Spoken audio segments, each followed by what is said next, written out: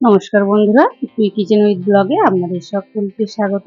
আবারও একটা নতুন রেসিপি আপনাদের সঙ্গে শেয়ার করছি। আশা করছি আপনাদের রেসিপিটা খুব ভালো লাগবে। তো বন্ধুরা, আজকের রেসিপিটা দেখুন ময়দা দিয়ে তৈরি করে দেখাবো। তো বন্ধুরা, অবশ্যই কিন্তু প্রথম থেকে শেষ পর্যন্ত রেসিপিটা দেখবেন।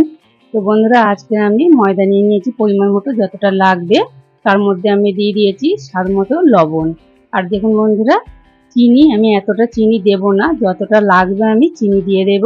তো বন্ধুরা, প্রত্যেক দিন কিন্তু রুটি পরোটা খেতে ভালো লাগে না, তার জন্য কিন্তু এই রেসিপিটা খুব সহজে খুব তাড়াতাড়ি কিন্তু হয়ে যায়, আর কিন্তু খেতেও বেশ ভালো লাগে।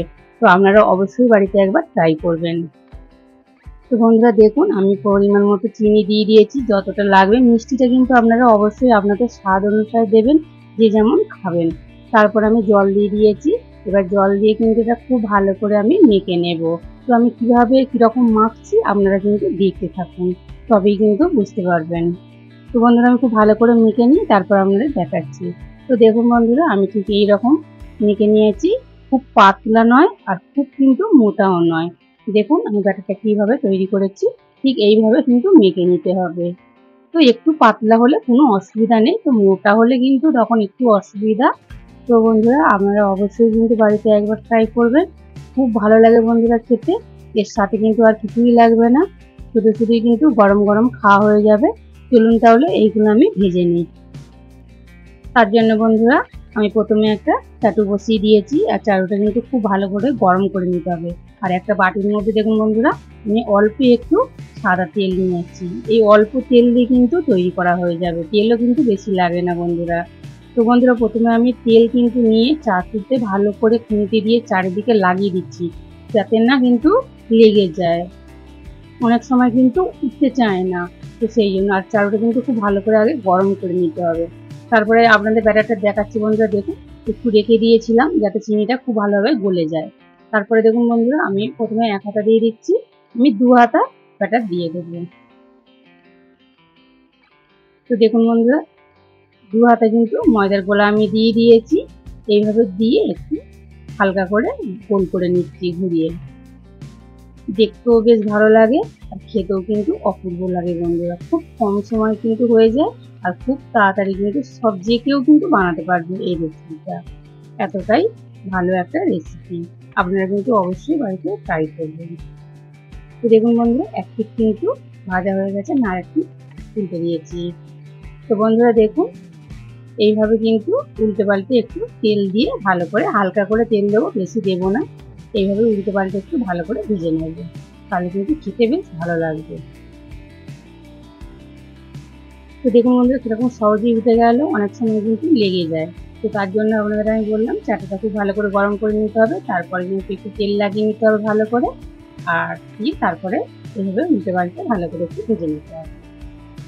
তো দেখুন বন্ধুরা, উল্টে পাল্টে খুব ভালো করে কিন্তু আমি ভেজে নিয়েছি। খেতে কিন্তু দুর্দান্ত লাগে, আপনারা অবশ্যই একবার বাড়িতে ট্রাই করবেন। তো দেখুন বন্ধুরা, একটা ভাজা হয়ে গেল, আমি এবার এটা তুলে নেব। এটা তৈরি করা হয়ে গেছে। তো আমি এইভাবে আপনাদের দু তিনটে দেখাচ্ছি তৈরি করে, আপনাদের সুবিধার জন্য। আপনারা কিন্তু অবশ্যই দেখবেন। তো বন্ধুরা, আমাদের রোজকার মতো যে কথাটা বলে থাকি, তো অবশ্যই আপনাদের এই রেসিপিটা যদি ভালো লাগে তো লাইক করবেন, বন্ধুদের সঙ্গে শেয়ার করবেন, আর আমার চ্যানেলটিকে সাবস্ক্রাইব করে পাশে থাকবেন। আর এইরকম নতুন নতুন রেসিপি দেখার জন্য অবশ্যই আমার চ্যানেলটিকে সাবস্ক্রাইব করে পাশের বেল আইকনটিতে ক্লিক করে রাখবেন, যাতে রেসিপি ছাড়ার সাথে সাথে সবার আগে আপনাদের ফোনে পৌঁছে যায়। তো বন্ধুরা, যেসব বন্ধুরা সাবস্ক্রাইব করে আমার পাশে আছেন, আপনাদের অনেক অনেক ধন্যবাদ। আর যেসব বন্ধুরা এখনো সাবস্ক্রাইব করেনি, প্লিজ একটা সাবস্ক্রাইব করে দেবেন। তো বন্ধুরা, এই রেসিপিটা যদি কোনো নতুন বন্ধু দেখে থাকেন, অবশ্যই কিন্তু একটা লাইক করবেন আর সাবস্ক্রাইব করে আমার পাশে থাকবেন। তো দেখুন বন্ধুরা, আপনাদের সঙ্গে কিন্তু কথা বলতে বলতে আবারও একটা কিন্তু বেশ উল্টে পাল্টে ভালো করে তৈরি করে নিচ্ছি। এটাও কিন্তু একটু হালকা করে ভেজে নেব, নিলে কিন্তু হয়ে যাবে। খুব কিন্তু কড়া করে ভাজলে ভালো লাগবে না তখন খেতে, অল্প আঁচে কিন্তু এগুলো ভেজে নিতে হবে। প্রথমে কিন্তু গরম করে নিয়ে তারপর কিন্তু গ্যাসের আঁচটা কমিয়ে দিতে হবে, দিয়ে কিন্তু উল্টে পাল্টে একটু সময় নিয়ে ভেজে নিতে হবে। তো দেখুন বন্ধুরা, এটাও কিন্তু বেশ উল্টে পাল্টে আমি হালকা করে ব্রাউন কালার করে কিন্তু ভেজে নিয়েছি। দেখুন এটাও ভাজা হয়ে গেল, এটাও তুলে নিচ্ছি আমি। তো বন্ধুরা আপনাদের কিন্তু আমি আর একটা তৈরি করে দেখিয়ে দিচ্ছি, আপনারা দেখে নিন। আপনাদের কিন্তু সুবিধার জন্যই আমি 2-3টে তৈরি করে দেখিয়েছি।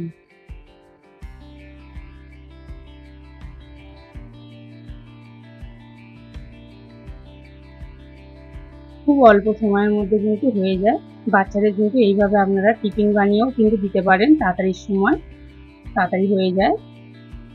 দেরি হয়ে গেছে ধরুন, তখন এই রেসিপিটা তৈরি করে দিতে পারেন, খেতেও কিন্তু বেশ ভালো লাগবে। তো দেখুন বন্ধুরা, এটাও আমি দিয়ে দিয়েছি। এইভাবে কিন্তু সবগুলো আমি তৈরি করে নেব।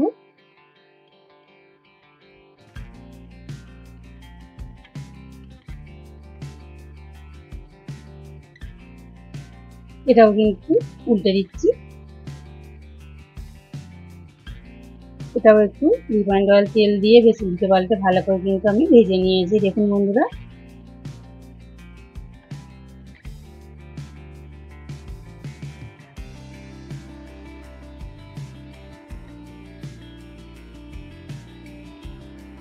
তো দেখুন বন্ধুরা, এগুলো ভাজা হয়ে গেছে। সবগুলো ভেজে নিয়ে তারপর আপনাদের দেখাচ্ছি।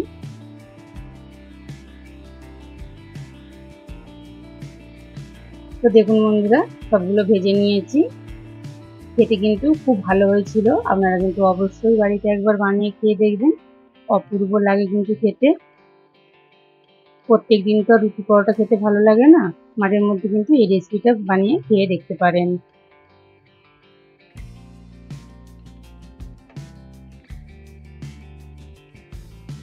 তো বন্ধুরা, এই রেসিপিটা প্রথম থেকে শেষ পর্যন্ত দেখার জন্য আপনাদের অনেক অনেক ধন্যবাদ। তো দেখা হচ্ছে অন্য কোনো একটা রেসিপি নিয়ে। ততক্ষণে ভালো থাকুন, সুস্থ থাকুন, সাবধানে থাকুন।